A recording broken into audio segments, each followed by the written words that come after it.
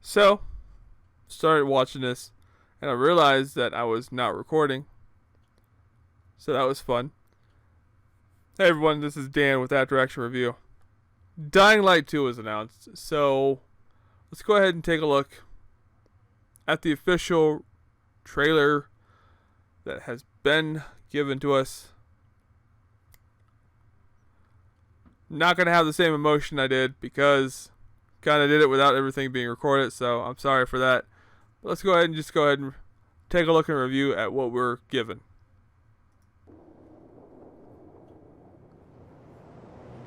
Hey everyone! We've been quiet for some time, since, like the rest of the world, we had some unforeseen hurdles to clear. But the wait is over. I don't know what the unforeseen hurdles were.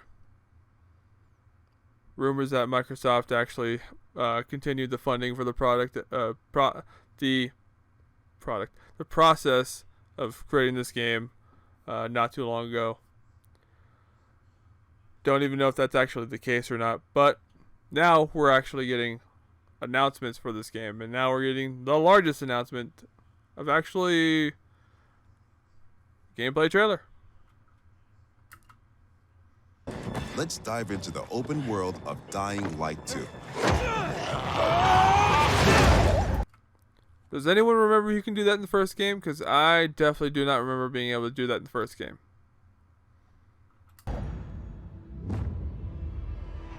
Techland presents. The last slice of Dying Light 2 showcased the mission from the main storyline. You get after those fuckers.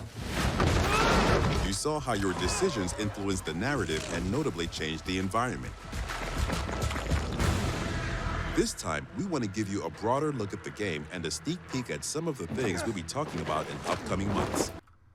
So, we're getting more announcements. We're also getting a parachute, so that's something. Their old E3 from 2019 and the teaser from 2018 gave us basic rudimentary information. Was it 2018? I think they actually announced it at E3 2018, but we got more of a gameplay trailer that first trailer at 2019.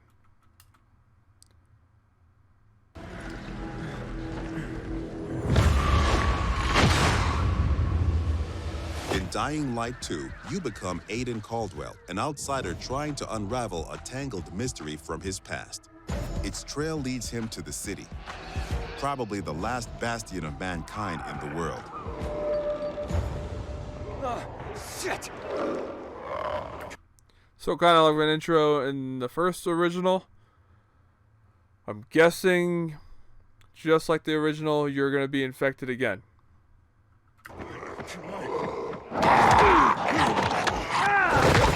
At first, you feel like this intense, brutal place will tear you apart. But then you meet the Night Runners, veteran survivors who help people in better days. By the way, I'm Hakon. You were a night runner. You used to help people, remember? Night runners are gone. Finished. A myth. His little sleeper pose is actually pretty sweet right there. And although it's not entirely clear, So, my question is, why are they sleeping? I'm not too entirely sure about why the zombies are doing this, but I'd actually like to know. Because I don't think we ran into anything like that in the first game. you can trust them. You need allies in the dark. Big boy. Well, we knew he was going to be back.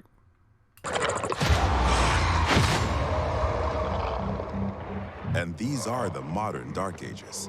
It's been 15 years since the apocalypse, and the world has changed.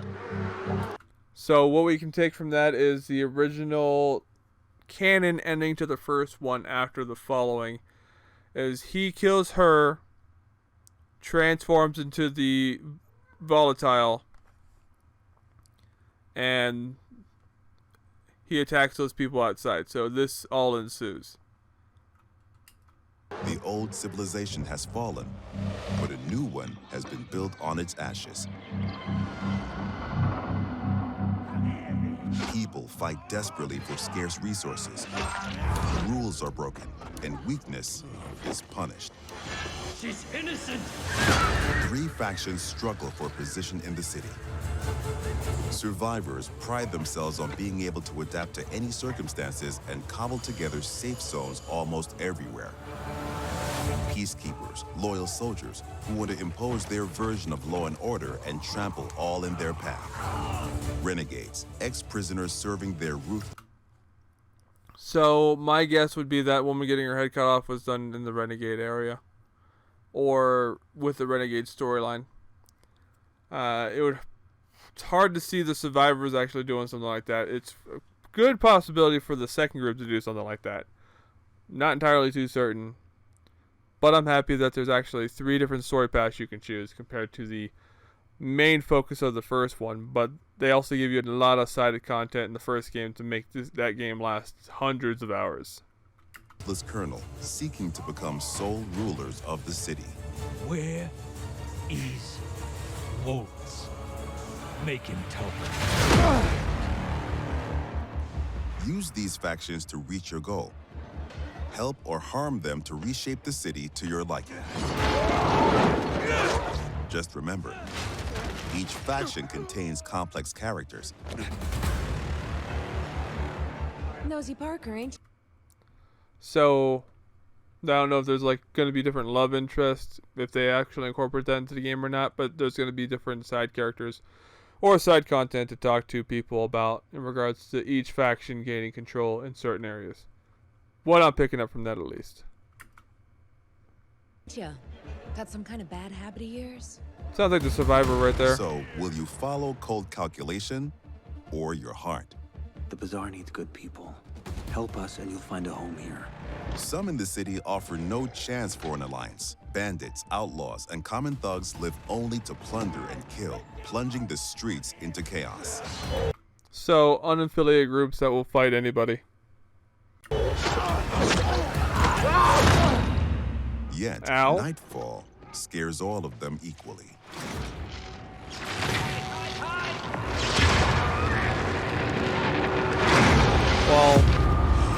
Well, in the first game, nighttime scared everyone equally. Darkness changes the rules of the world. The game looks light pretty fails, nice at night, though. monsters crawl out of hiding to prey on the poor souls caught outside the safety of That's UV unfortunate. rays. Hordes of infected pour Look how much variation they have in all these outfits, though. Not for just the living, but for the dead, too. into the streets like decaying lava. Big guy, right there, on the left. Wonder what his little thing is, because that is definitely an interesting look.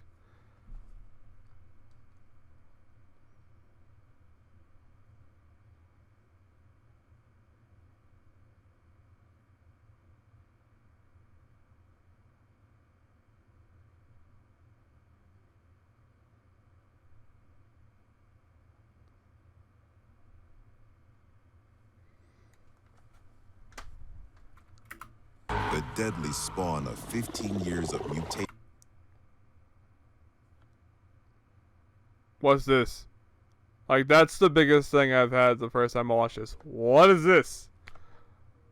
And what are those? And why is his back all that shit? Gotta wait and find out. That's the thing that kills me. And evolution. And then Big Arm Henry right here. Dr. Mundo looking motherfucker. Goes for the fuck he pleases, apparently. And then we have the Grim Reaper. Yeah, your guess is as good as mine right now. And here's the fourth variation. We already know the Volatile is the fifth. These look like they are primarily night versions. Maybe one or two of them could be days, but some of them look like they'd be like Volatile night only guys. The one that screams reminds me of the babies from the first one, where that guy just attracts everything or could kill you with a shout. Your only escape? Exploit the city's verticality and flee to the roofs.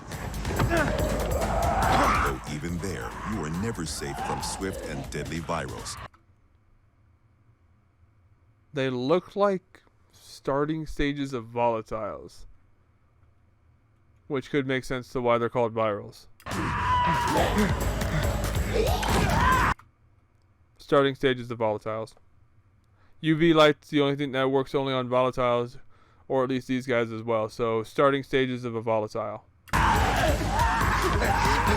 Or even greater threat. Bobby. Bobby is the greatest threat. Yet night brings opportunity as well. Nests rife with infected during the day now lie empty. This is something I thought could have been expanded on in the first game more, because we never actually saw a true nest. We saw buildings that were turned into nests later on, but not a true nest that you could go into and explore at nighttime or during the daytime. I'd be dumb enough to go in during the daytime.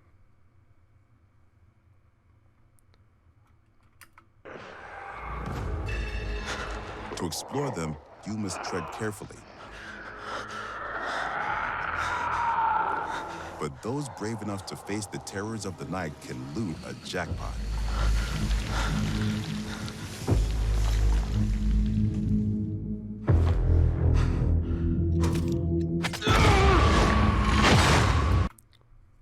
Main character's infected. Kind of wish they didn't do that for the second game.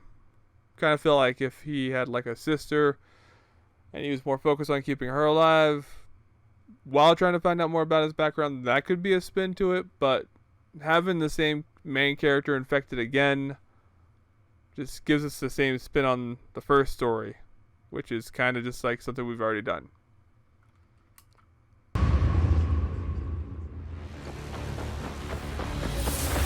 Luckily, you have all the tools you need to survive. Your extraordinary parkour skills allow you to navigate even the most treacherous terrain.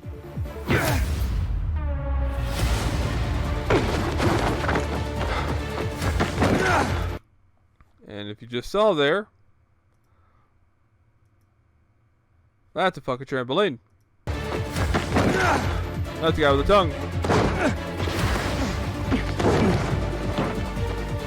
So things around the city to move around as well, which is going to be interesting, not only with the tools, but tools that are city-based, maybe faction-based, like the giant swinging drum of spikes you saw earlier. On the roofs, you can count on your parkour acrobatics to save your life. But often, you'll have to face your enemies head-on, and then you have to be smart. I remember stealth kills from the rear a lot in the first game. If they're giving us new stealth kills, yes, thank you. Resourceful. Was there a bow and arrow in the first one? Really doubt there was. I love the addition. And determined. You know what? I can't agree with this stealth kill. I would rather have kicked him and yelled, "Ya yeet!"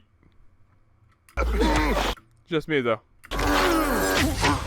We've worked hard on the essence of our combat, making sure swinging a big, meaty weapon is fun, satisfying, and well executed. But even the most brutal fights can be tactical as well. You have multiple ways to hone your skills toward the gameplay style that suits. God, this one looks so much more gorier than the first one. I am not complaining. I'm just saying it's a lot gorier than the first one. You best. A fucker just stomped his head. It's up to you if you focus mostly on mobility and parkour, or aggressive, blunt force combat, or a crafty approach where the tools you've created get the job Oh, that guy's not going to be in Dying Light 3 at all. done. Every ability you learn can be a game changer and possibly a new favorite move. Is that a one-handed shotgun? Things move fast and quick in Dying Light 2. Each moment matters. Each move could mean triumph or defeat. Oh, she's the one that I'm thinking you follow in the opening scene, way in the beginning of this video. Choose your actions and friends carefully. Everything you do in the city can reshape the gameplay environment, change the course of the narrative, and decide the fate of the city's Well, the big guy with the hammer is outside during the day, so he's definitely not one of the ones that you have to worry about at night. He just has fuck you energy all the time. residents. I don't think that guy's getting back up either. But most importantly, you decide your own fate He's changing. So he is infected. I was actually hoping that was not the case. as well. You're about to turn. Make sure to stay human.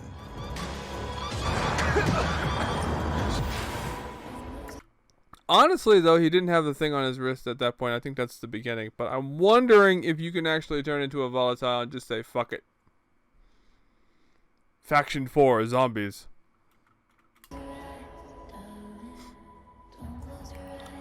And a release date. I am fucking for this.